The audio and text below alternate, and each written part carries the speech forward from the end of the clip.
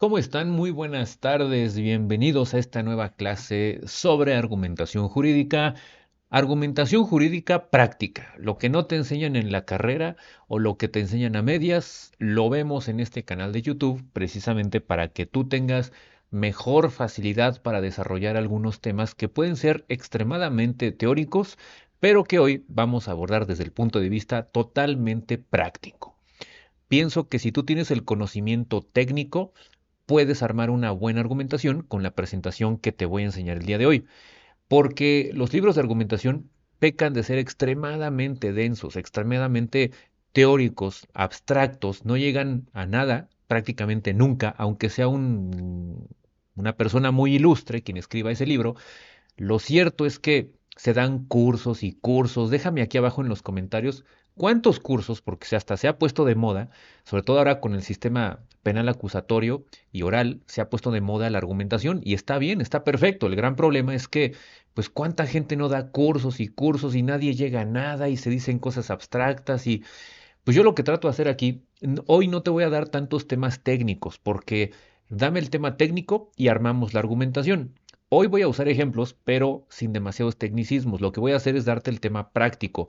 Tú vas a desarrollar el tema técnico, ese lo conoces tú. Yo te voy a dar la forma, tú vas a poner el fondo, ¿sí? Por esa razón es que yo prefiero hacer este tipo de clases pues rápidas y sencillas. Sobre eso versa la clase del día de hoy. Así es que sin más, vamos a empezar por explicar esta parte. Aquí me voy a hacer chiquito para que tú puedas armar tu argumentación de esta manera. Cabe resaltar que esta argumentación la puedes hacer de manera oral o la puedes hacer de manera escrita. Claro, se manifiesta de forma diferente, pero en realidad el principio es el mismo. Inclusive te podría decir que es más complicado argumentar de forma oral o verbal que de forma escrita, porque de forma oral te puedes trabar en la forma. En cambio, de forma escrita puedes de alguna forma corregir, de alguna manera puedes corregir, puedes aumentar, disminuir, etcétera. Entonces, por eso es bueno hacerlo primero de forma verbal y después lo traspasas a la forma escrita. Primero que nada, te recomiendo mis dos libros que tengo publicados en Amazon, tanto El Fideicomiso como Guía de Introducción al Estudio del Derecho, un bonito comercial que te va a servir para que puedas desarrollar algunos temas interesantes. Aquí te dejo, sácale screenshot o ponle pausa al video. El código QR te va a mandar directamente al link de Amazon para que puedas adquirir ya sea el de introducción y el otro link de Amazon con el código QR respectivo para que te puedas dirigir a adquirir el del fideicomiso en México. Ahora bien, vamos a ver. Argumentar va con la interpretación. No son lo mismo, no son lo mismo, pero van de la mano. Yo no puedo argumentar si no interpreto y no puedo interpretar si no argumento. Es decir, son cosas que van de la mano en realidad. Primero que nada, fíjate lo que dice este recuadro. Dice, no hay algo que no se pueda interpretar, todo requiere una interpretación. Es correcto. Primero que nada, aléjate de quien te diga que hay algo que no se interpreta, que cuando la ley es clara no se interpreta. No es cierto, no es cierto, no es cierto. ¿Por qué? Aunque la ley sea clara, sea sencilla, sea perfectamente entendible, no quiere decir que no la interpretes. A ver, si yo te digo apoderarse de cosa mueble ajena, qué fácil, ¿no? Pero no es tan fácil, hay que interpretar cosa mueble, que es ajeno, etcétera, que es cosa mueble, etcétera. Hay que interpretar todo, así sea una compraventa facilita. Oye, te vendo mi celular en 5,000 pesos. Precio de compraventa, 5,000 pesos. No hay nada que interpretar. No, claro que sí. ¿Qué es precio? ¿Cuál es la diferencia entre un arrendamiento, el precio en la compraventa? ¿Es una contraprestación? Si tu cliente es gringo, pues es el consideration, por ejemplo. De ahí nacen obligaciones recíprocas, ¿verdad? Doy el bien porque me van a dar un precio, doy el precio porque me van a dar un bien, etcétera. Si tú te das cuenta, todo lo tienes que interpretar. Todo lo que pasa por tu mente es interpretado.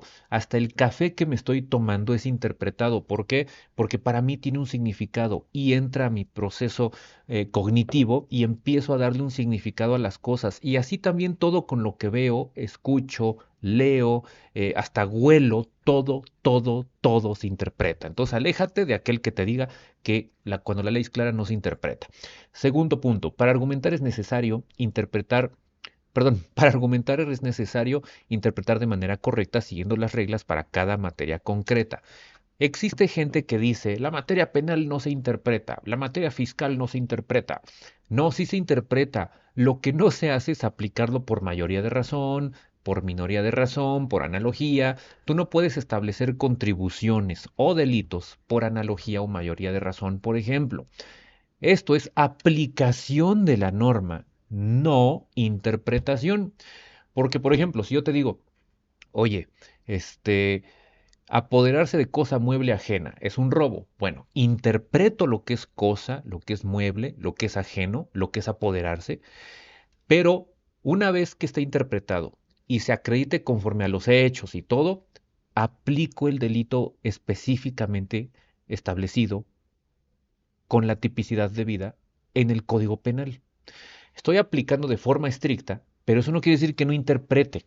¿Cómo voy a aplicar algo si no interpreto para acabar pronto? Entonces, es importante considerar eso.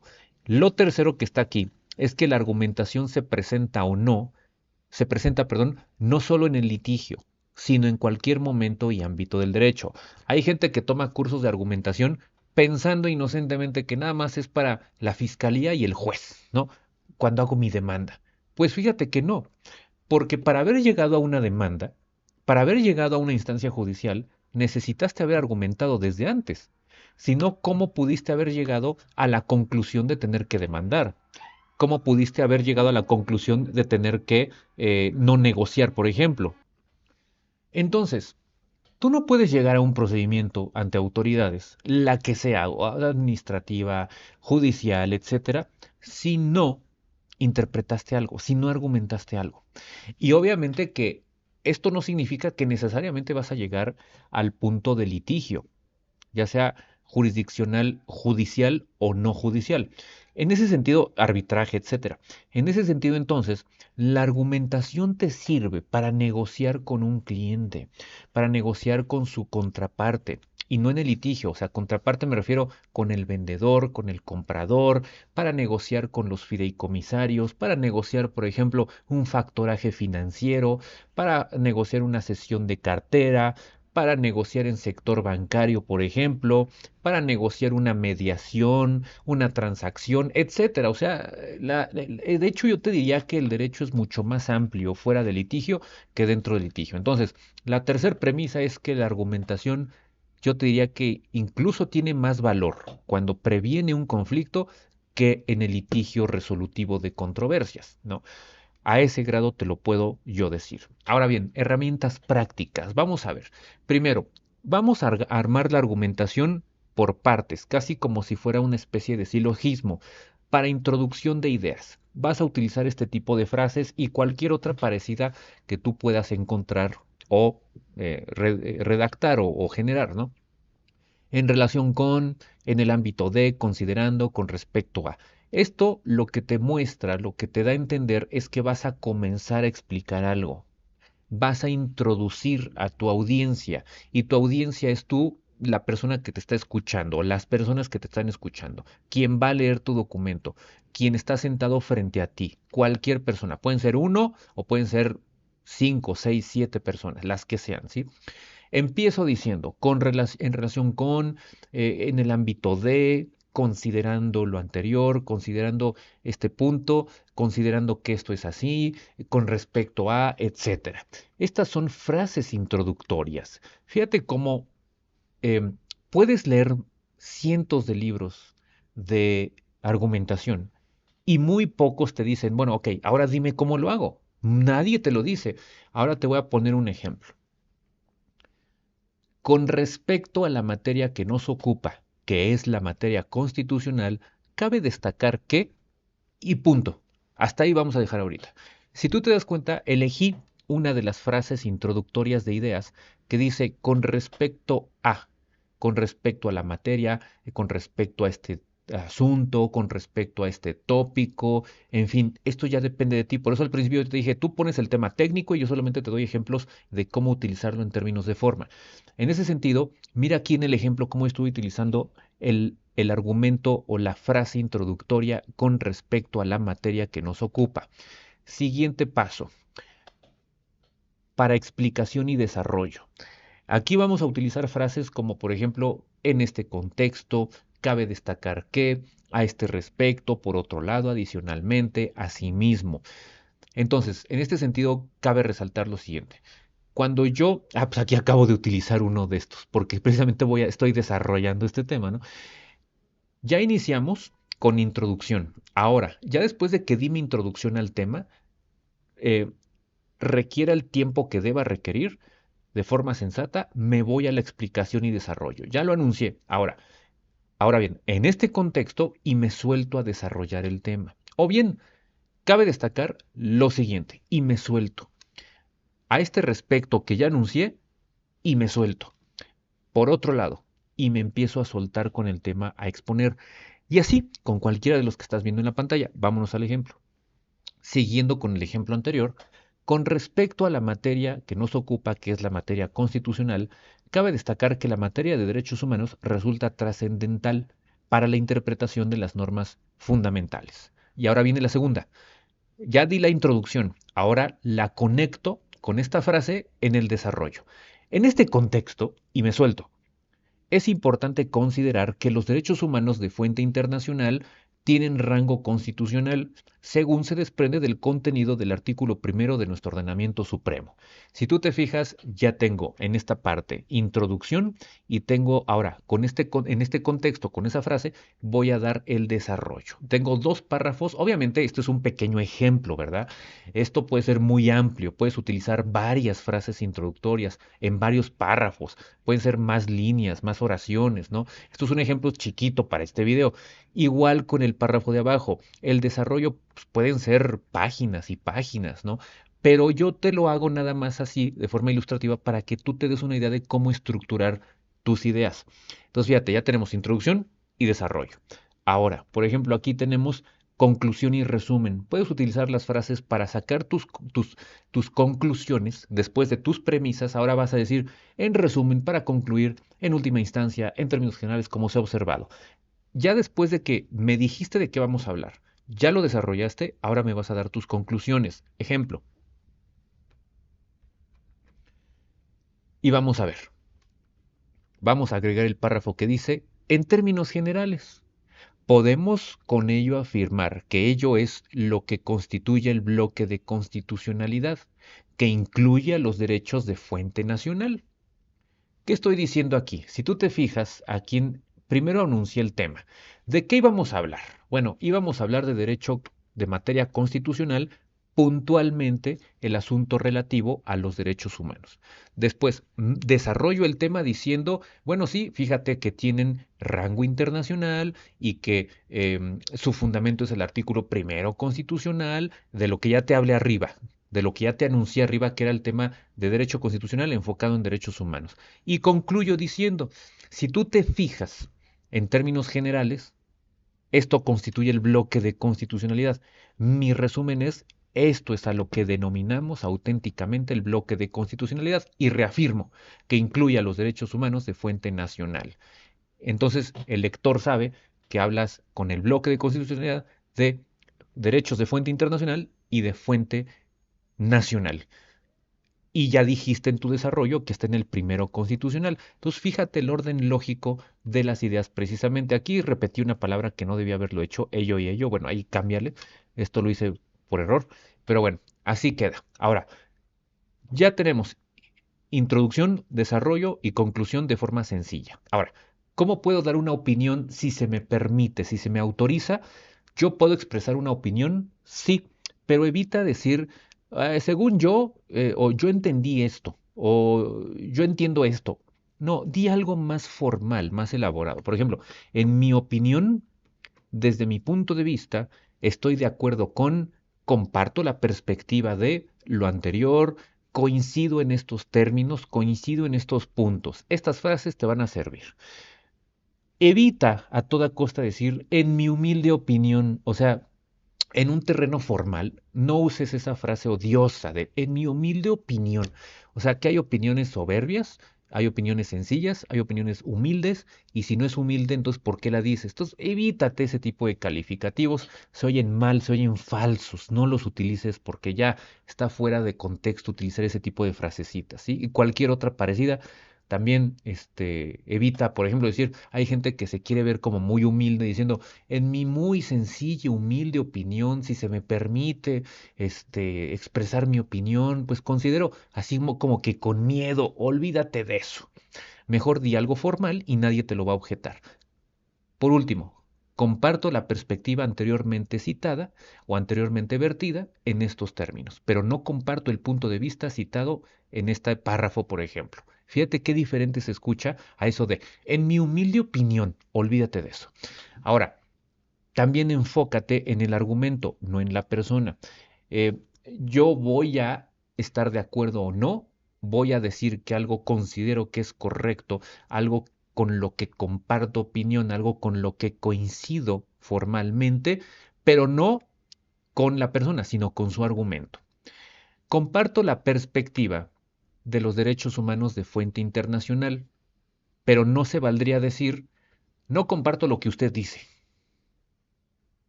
No comparto lo que usted acaba de argumentar. No, olvídate de pronombres, olvídate de individualizar la discusión o la argumentación. Vamos a ver cómo lo podremos aplicar por aquí. Hasta abajo agregamos el párrafo diciendo, comparto la perspectiva anteriormente vertida, toda vez que ello representa un avance importante en la protección de los derechos del gobernado. ¿Te das cuenta? Tengo introducción, desarrollo, conclusión y opinión. Al principio dije si se te autoriza, ¿por qué? Porque bueno, a veces está uno para dar un dictamen legal, no estoy para hablar de opiniones. Entonces, si es permitido, doy mi opinión. A eso me refería, no a que tú digas, bueno, si me permiten expresar mi opinión, así. No, no, no, no, no frases domingueras, ¿sí? O sea, eso es lo que trato de decirte. Desacuerdo y contraste. ¿Cómo puedo yo, sin irme contra la persona, irme contra el argumento? A pesar de esto, sin embargo, no obstante, contrariamente a diferencia de. Aquí lo que vemos es algo con lo que no hay coincidencia, algo con lo que no hay un consenso. Entonces, no vas a señalar a la persona, con estas frases vas a señalar el argumento. Fíjate, aquí hasta abajo. A pesar de esto quiere decir que estoy anunciando que no estoy muy de acuerdo o que voy a poner algo que va a tener una pequeña divergencia frente a lo que ya establecimos. A pesar de esto, los derechos fundamentales en México siguen siendo un reto por la falta de coordinación y aplicación de las normas secundarias, en donde permean vicios como la corrupción política. ¿Te das cuenta? Estoy soltando el guamazo de decir, no estoy de acuerdo, pero no estoy diciendo no estoy de acuerdo contigo, ni lo estoy diciendo así tan pelado, ¿verdad? Estoy diciendo contra el argumento, a pesar de esto, estoy soltando el guamazo, pero fíjate cómo estoy siendo bien objetivo. A pesar de hecho, los derechos fundamentales en México siguen siendo un reto por la falta de coordinación y aplicación de las normas secundarias, en donde permean vicios como la corrupción política. Estoy diciendo algo muy grave, algo muy delicado, algo que puede herir susceptibilidades, pero no lo estoy personalizando. Y también pude haber dicho alguno de los otros, contrariamente a lo que se piensa, y agrego, los derechos fundamentales en México siguen siendo un reto. Contrariamente a los esfuerzos hechos en materia de derechos humanos, siguen siendo un reto. No obstante los esfuerzos y avances en materia de derechos humanos, también es verdad que siguen siendo un reto. Aquí es donde puedes aplicar el famosísimo, si bien es cierto que, también es verdad que. ¿Te das cuenta? Es admitir una verdad, pero también poner otra verdad por encima de la primera. ¿Para qué? Para demostrar desacuerdo y contraste de forma elegante, de forma argumentativa. Y fíjate cómo no estoy hablando de nadie, ¿eh? No estoy poniendo nombres y apellidos y no estoy poniendo pronombres. Presentación de evidencia, perdón. O sea, ¿cómo voy a respaldar? Estos se llaman argumentos de respaldo documental. Y tiene muchos otros nombres, ¿no? Pero fíjate, ¿quieres respaldar tu argumentación? No lo digo yo, o bueno, sí lo dije yo, pero fíjate por qué te lo voy a decir, porque traigo evidencia, traigo datos, estadísticas. Esto le da mucha solidez a la argumentación, según los datos proporcionados, de acuerdo con la investigación, basándonos en los resultados, en virtud de la información recopilada. Así es como tú vas a dar el golpe de gracia. Tan es cierto que fíjate, ahí te va la cifra. Con eso matas cualquier argumento. Fíjate muy bien lo que te voy a enseñar aquí.